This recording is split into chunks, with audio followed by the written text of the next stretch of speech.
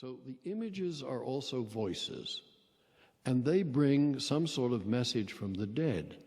And that was one of the things I'd love to talk more with you, Sono, about, is who are the dead?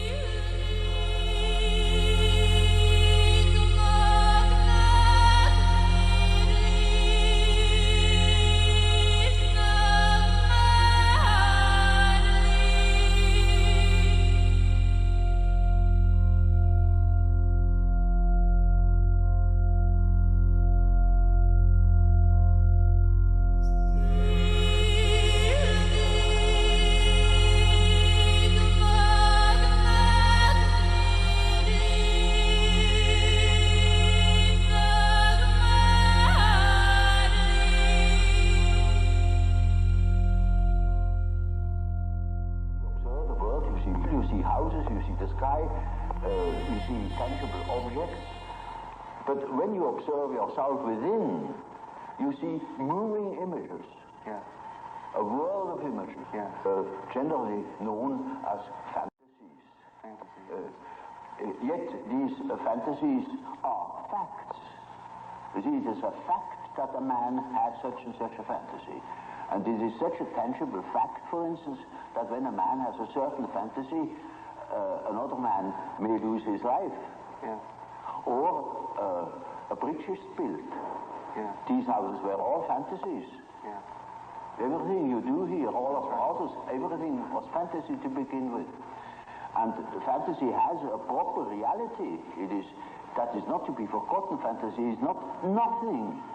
And when you observe the stream of images within, you observe an aspect of the world.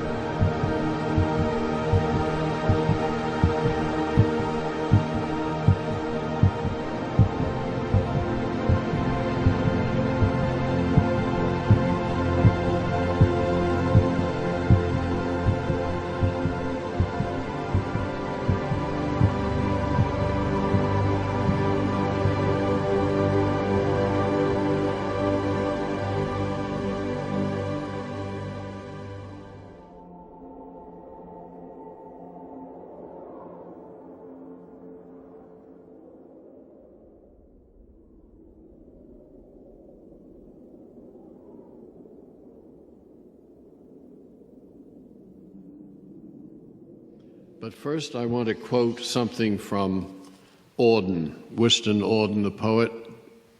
"We are lived by powers we pretend to understand." And that's the whole thing. And we are always up against the enormous limitations of the mind and of language in attempting to understand the powers that are living us. And once we enter the realization that we are being lived, we are not the sole agents. The ego is a myth, a figure. I've never met one anywhere, except the word somewhere or another. That all of that is attempts to understand the powers. And this changes the way one imagines what's going on in life and what happens in relationships, what happens in therapy, what happens everywhere else. We are being lived by powers we pretend to understand. Of course, I never understood this, still don't fully, but feel it.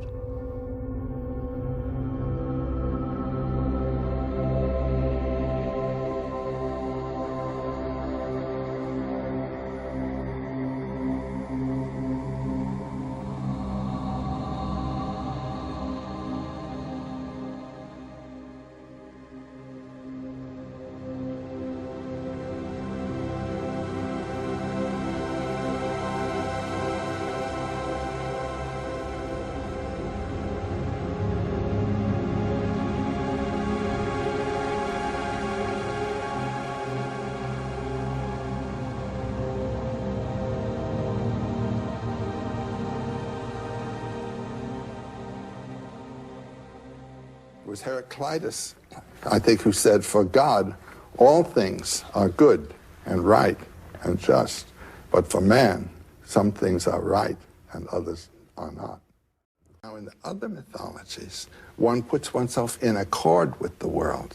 If the world is a mixture of good and evil, you do not put yourself in accord with it. You identify with the good, and you fight against the evil. And this is a religious system which belongs to the Near East, following Zarathustra's time. It's in the biblical tradition, all the way in Christianity and Islam as well. This business of not being with nature, and we speak with sort of derogation of the nature religion.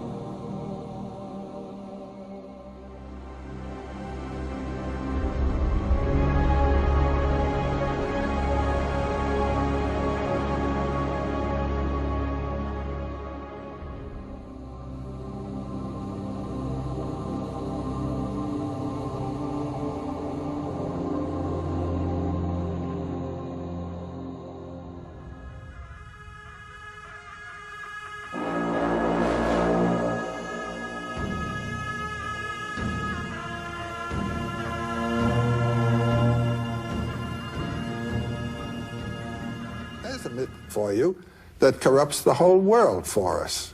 And every spontaneous act is sinful because nature is corrupt and has to be corrected, must not be yielded to.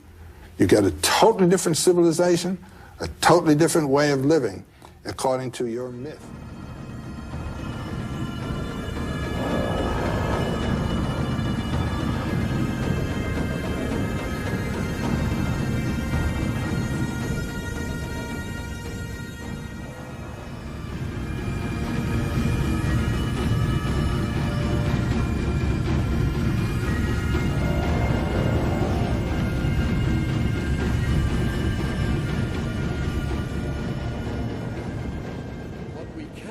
And must learn from Joseph Campbell is that myth is all about us on every street corner.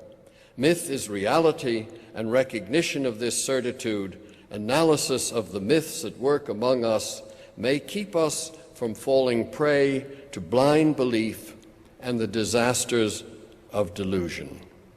For we are in a collective madness, all of us, even here.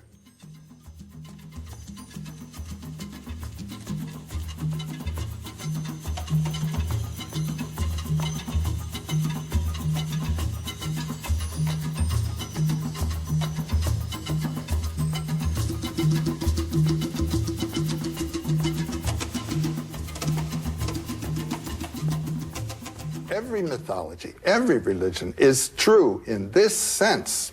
It is true as metaphorical of the human and cosmic mystery. But when it gets stuck to the metaphor, then you're in trouble.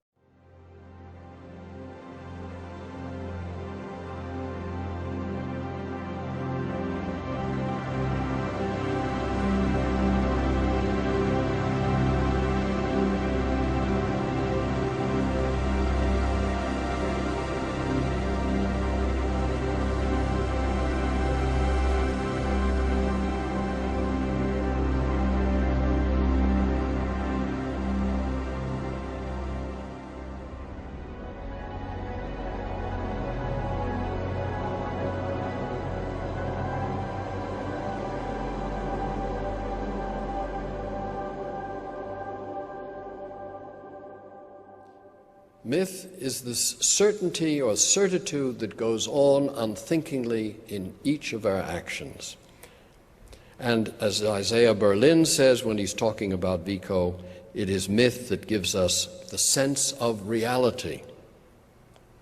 So reality is not the absence of myth or the contrary of myth, it is our immersion in myth is reality. All are sick together. Individuals, community, and government. Private and public cannot be separated.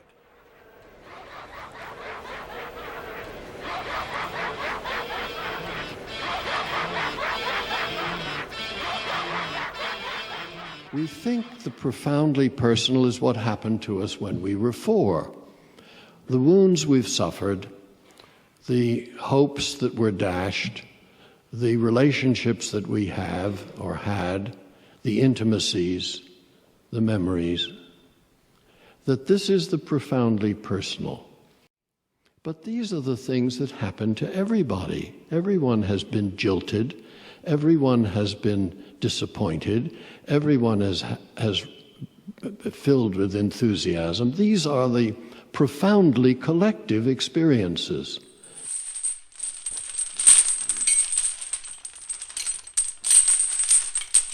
The profoundly personal is the engagement with one's own demons, or the visit to hell.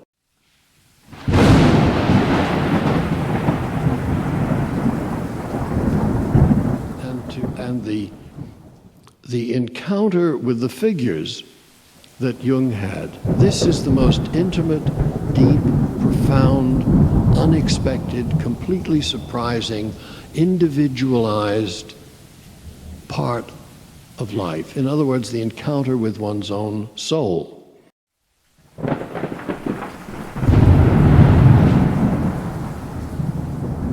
And the Red Book begins with that. Jung felt he had lost his soul, and it was now his job to find it, or to find out where it was or what had happened.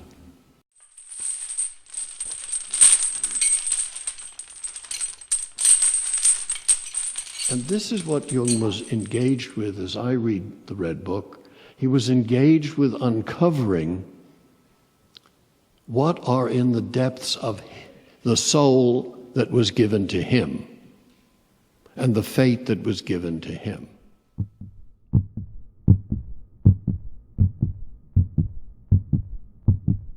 And it takes a kind of courageous fiat mihi, let it be done to me, to drop into that.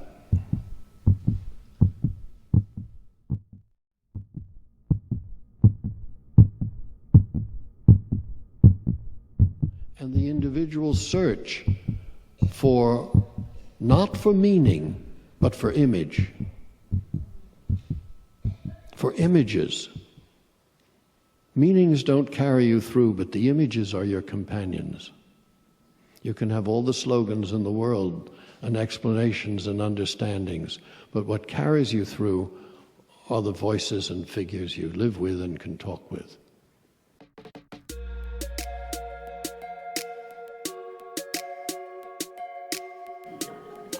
Whatever we call reality is a fantasy that has got stubborn and blocked and become obscured to the fact of the flow of psychic energy in it. This opens the whole business. This opens the soul to living, so that, there's a line from Soroy in one of his plays, two people meet, and one says to the other, "What's the fantasy now, Kitty Duval?" That's the relationship. What's the fantasy now?